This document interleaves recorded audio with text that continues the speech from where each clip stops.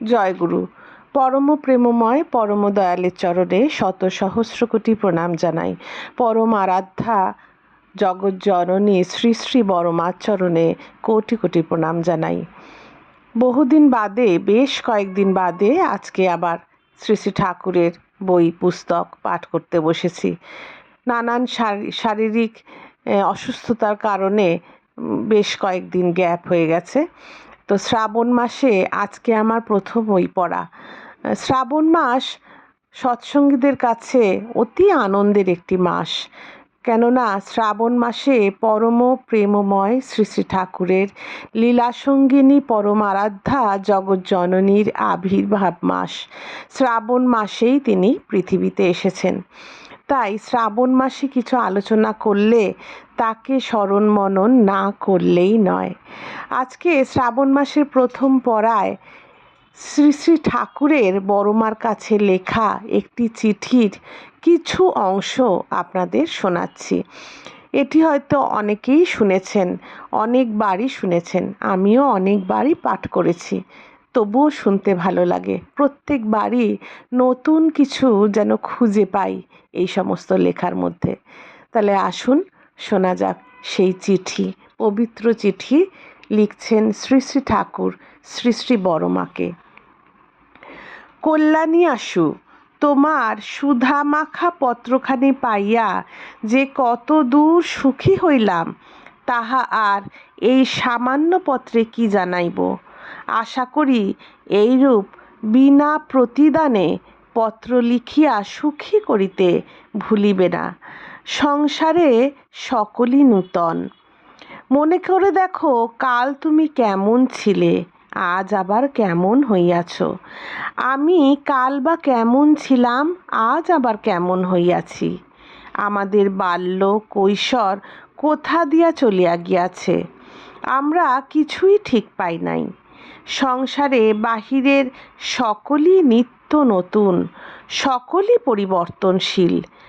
আজ যাহা দেখিতেছ, কাল আর তাহা দেখিবে না। রূপ যৌবন, অর্থ সম্পত্তি, আচার ব্যবহার ইত্যাদি যাহা কিছু বলো না বা দেখো না, আজ যাহা বলিবে বা দেখিবে, কাল আর তাহা বলিবে না বা দেখিবে না।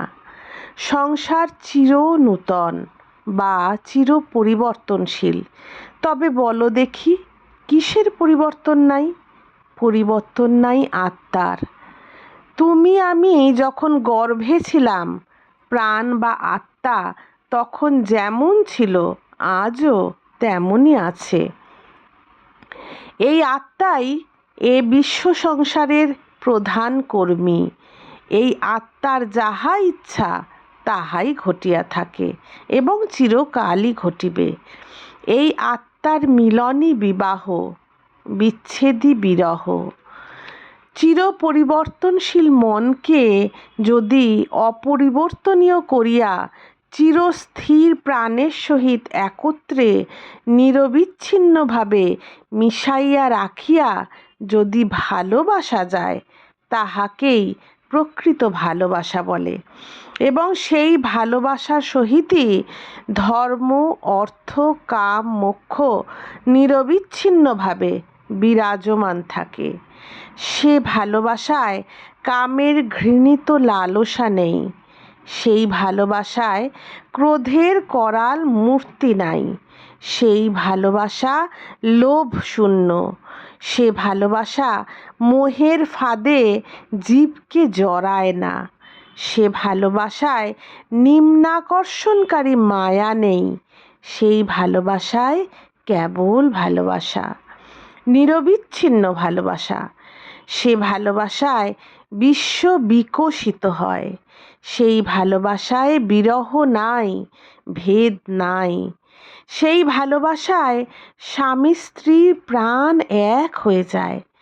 দেবতাগণের যত পৃথিবী আছে, সমস্ত পৃথিবী একত্র হইলেও তাহাতে বিরহ আনিতে পারে না। যদি ভালোবাসিতে হয় তবে ওইরূপ ভালোবাসাই উচিত। এতখানি থাক। শ্রাবণ মাসে আপনারা সবাই ব্যস্ত, শোনার সময়টুকু কম হলে সবাই পুরোটা শুনে উঠতে পারেন। তাই এখন থেকে অল্প অল্প করেই রোজ কিছু কিছু জিনিস আপনাদের পড়ে শোনানোর চেষ্টা করব। জয় গুরু, বন্দে পুরুষোত্তমম।